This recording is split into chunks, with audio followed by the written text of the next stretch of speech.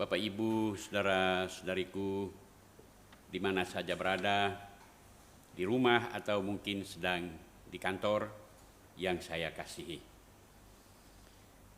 Kalau kita sungguh-sungguh mendengar firman Tuhan yang barusan dibaca, firman bacaan pertama dan Injil suci, maka akan muncul pertanyaan seperti ini, terutama dari Injil. Heran ya, bahwa Yesus minta para pengikutnya untuk makan dagingnya dan minum darahnya. Ajaran ini apa sih? Makan dagingku dan minum darahku dan kamu hidup. Yang pasti Yesus mengajar dengan varian bahasa sastra, bahwa perlu pemahaman yang baik untuk sungguh-sungguh mengikuti pola pikir Yesus. Di balik ungkapan Yesus itu apa maksudnya? Makan dagingnya, minum darahnya. Sebab kalau itu dipahami secara lurus, jangan heran kalau orang mengatakan, oh berarti Yesus meminta para muridnya untuk menjadi kanibalis, pemakan daging manusia. Mana bisa? Ajaran apa ini? Ajaran sesat. Nggak mungkin. Kalau kita menelisik lebih jauh tentang apa ungkapan Yesus ketika ia mengajar di Kapernaum ini, mengajak orang untuk makan dagingnya dan minum darahnya, maka orang mengatakan bahwa dilihat dari segi bahasa, Yesus berbicara menggunakan varian bahasa sastra dengan sistem atau gaya bahasa alegoris. Harus mengerti makna di balik ungkapan Yesus. Jangan lurus-lurus. Hikmah di balik ungkapan itu. Hikmahnya adalah Yesus mengajak setiap orang yang mau mengikuti dia harus bersatu dengannya. Bersatu di sini mengandaikan suatu persatuan yang sungguh-sungguh intens, dalam. Satu persatuan yang dapat terungkap melalui pernyataan bahwa Yesus ada di dalam aku dan aku ada di dalam Yesus. Itu maksudnya. Dan kalau merasa bahwa persatuan kita dengan Yesus adalah satu persatuan yang mengandung daya yang menghidupkan, maka itu mengandaikan bahwa Yesus dalam segala situasi hidup dan warna hidup kita, ia ada. Atau dengan tepat, Yesus selalu berbicara dalam seluruh peristiwa hidup kita. Dalam untung, malang, susah maupun senang, ia ada di situ. Pernyataan Yesus itu kemudian ia teguhkan ketika di perjamuan terakhir. Ia meneguhkan itu dengan makan bersama para muridnya dan mewariskan ini sebagai Ekaristi Kudus yang secara tradisi dirayakan sampai saat ini. Suatu perayaan persatuan dengan Yesus. Membiarkan Yesus masuk di kita dan kita masuk di dia. Dengan demikian, orang mengatakan atau Yesus mau mengatakan bahwa berlakulah sedemikian rupa. Nyatu dengan saya supaya di mana saja engkau berada, orang tidak hanya melihat dirimu tapi melihat aku di dalam dirimu. Itu maksudnya.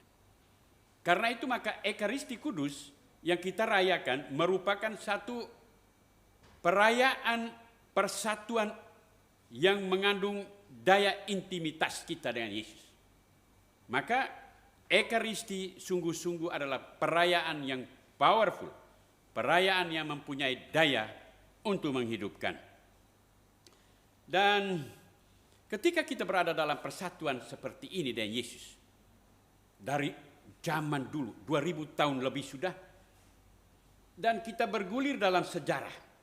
sejarah membuktikan bahwa umat yang senantiasa yakin dan percaya kepada Yesus tidak pernah mengalami apa yang dikatakan atau apa yang prinsip ini, bahwa Tuhan tidak menjanjikan lautan yang teduh, tetapi pelabuhan yang aman bagi setiap orang yang bersandar padanya.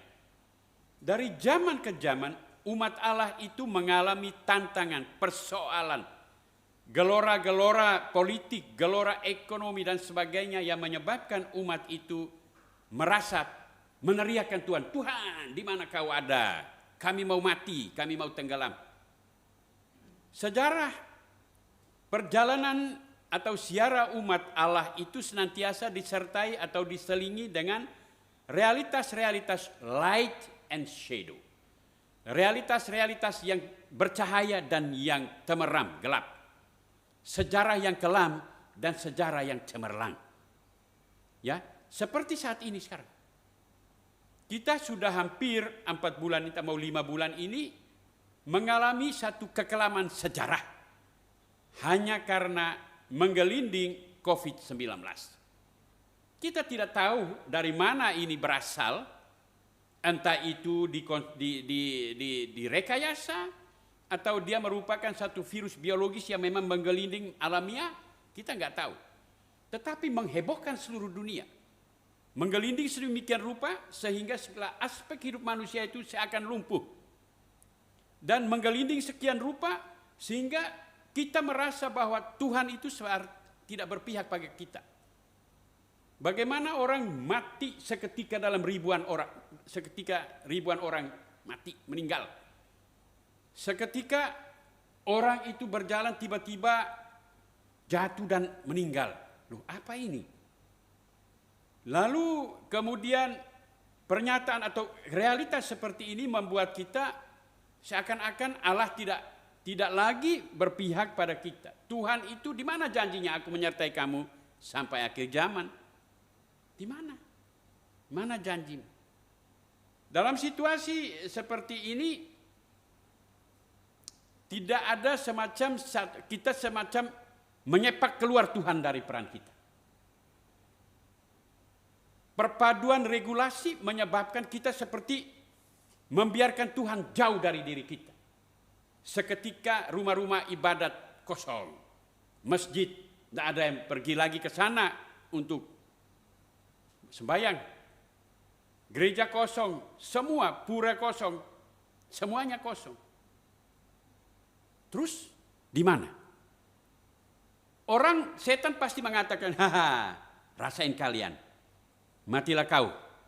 Sekarang aku berhasil menjauhkan kamu dari Tuhan. Menjauhkan kamu dari sandaran sejati yang selama ini kamu andalkan. Dan kamu bersandar pada regulasi. Kamu bersandar pada regulasi yang membingkai kedagingan. Tetapi kamu tidak lagi bersandar pada Tuhan yang membingkai rohmu. Hah, mati kau. Matilah. Itu setan tertawa. Satu kesadaran menggebu tanpa satu pertimbangan yang kuat yang menyebabkan kita bisa memadukan regulasi spiritual dan regulasi politis. Menyebabkan kita seakan-akan hanya pada regulasi politis dan lupa regulasi spiritual.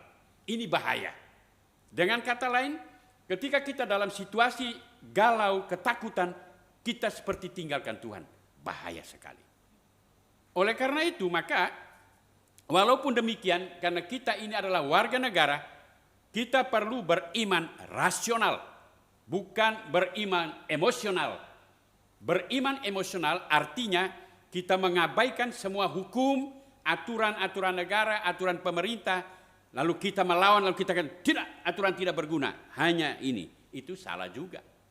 Perlu keseimbangan antara beriman dan pertimbangan rasional, sehingga betul-betul kita menjadi umat yang beriman rasional.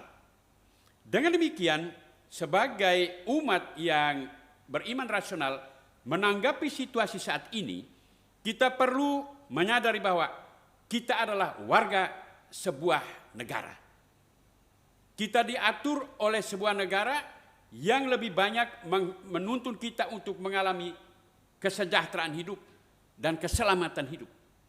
Tetapi juga kita adalah warga negara yang senantiasa sadar bahwa kita ini memiliki hidup kita bertuan, termiliki, ada yang punya. Siapa yang punya? Tuhan. Karena itu maka dalam segala warna hidup apapun sekarang kelam karena COVID, mari kita bersandar. Silakan bahwa kita tidak lagi datang ke gereja, ke chapel atau ke sini. Tetapi bahwa kita mengikuti misa live streaming dari rumah kita masing-masing dengan tetap memiliki kerinduan spiritual. Suatu kerinduan akan penyertaan Tuhan di dalam situasi seperti ini. Kita belajar dari Santo Yosef yang kita rayakan pestanya hari ini. Bahwa Santo Yosef adalah seorang bapa yang sungguh-sungguh memiliki sifat takwa, setia, berkanjang, dan senantiasa mengandalkan Tuhan dalam situasi hidup. Kita bagaimana mempelajari, bagaimana kita mengikuti sejarah pendampingan Santo Yosef terhadap Bunda Maria dan Yesus. Dari awal ketika Bunda Maria diminta untuk mengandung dan melahirkan Yesus, mestinya Yosef sudah kecewa di situ. Karena dia tunangan resmi. Sepertinya dikacaukan hubungan itu oleh Allah supaya Maria menerima Roh Kudus sebagai mempelai, bukan Yosef. Yosef beriman, oke, aku terima. Setia mendampingi dan tabah ketika dalam tantangan-tantangan. Kita belajar dari Santo Yosef ini, sikap-sikap hidupnya ini. Sementara itu dari Paulus bacaan pertama tadi, kita belajar bagaimana Paulus adalah seorang ahli dalam banyak hal, pintar sekali, tetapi langsung karena pintar dan hebat, dan ia seakan-akan menendang, menyepak keluar Tuhan dari segala pusat hidupnya. Yang dia agung-agungkan adalah kepintarannya, idealismenya untuk menghancurkan kuasa Tuhan melalui murid-murid di Damsyik. Maka perjalanannya ke Damsyik itu menyebabkan tragedi yang membuat dia tidak bisa bergerak. Di sini nyata bahwa kekuatan rasio itu tidak bisa menumbangkan kekuatan iman, kuasa Allah. Karena rasio dan rasa diberikan oleh Tuhan. Sang pemilik kehidupan, sang Tuhan dari kehidupan inilah yang senantiasa mengatur bagaimana warna hidup manusia itu bisa tertata sesuai dengan kehendaknya.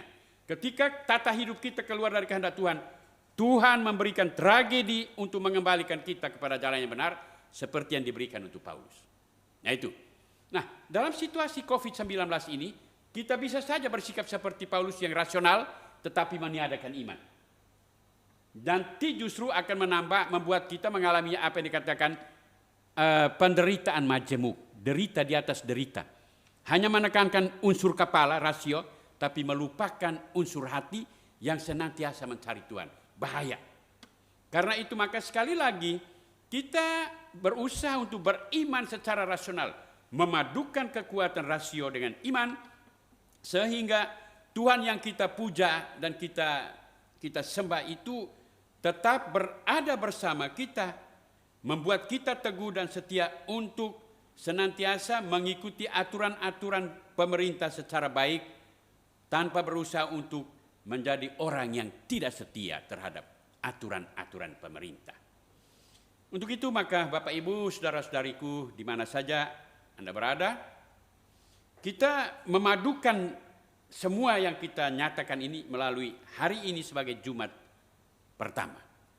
Jumat pertama itu hikmah di dalamnya adalah ajakan untuk mengasihi. Ajakan untuk memiliki hati seperti Yesus. Hati yang senantiasa mengasihi, mencintai, yang setia, yang tabah, yang kuat. Itu adalah hati.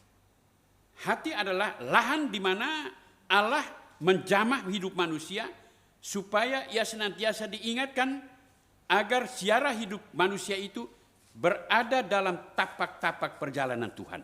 Tidak boleh keluar dari situ. Hanya dengan mengikuti bekas kaki Allah atau kehendak Allah, kita mengalami keselamatan. Karena itu Bapak Ibu saudara-saudariku yang terkasih di mana saja Anda berada, marilah kita dalam situasi yang seakan-akan mencekam ini, kita tetap mengangkat hati dan percaya bahwa Tuhan tidak menjanjikan lautan yang teduh, tetapi pelabuhan yang aman bagi setiap orang yang bersandar padanya. Ya, ini bagus. Bahwa lautan memang tidak teduh saat ini. Itu gelombang begini. Tetapi kita percaya bahwa kita bersandar karena Tuhan menjadi dermaga yang membuat kita mengalami ketenangan. Bapak-bapak gereja dulu mengatakan bahwa istilah ini, fluctuat non mergitur. Gereja itu digoncangkan, umat Allah digoncangkan, tapi tidak akan ditenggelamkan karena yang menjadi nahkoda ulung adalah Tuhan sendiri. Fluctuat non mergitur. Amin.